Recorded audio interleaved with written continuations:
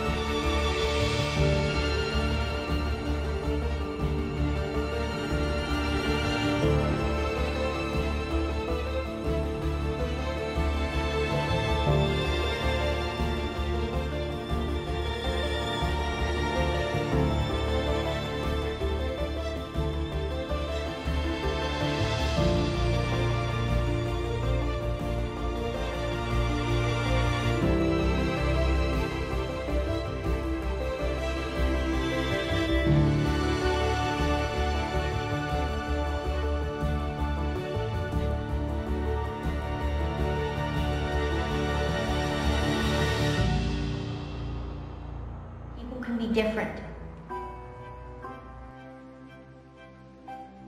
That's the secret. We all can change. You just have to take the empty space and turn it into gold. And when you do that, the war is over.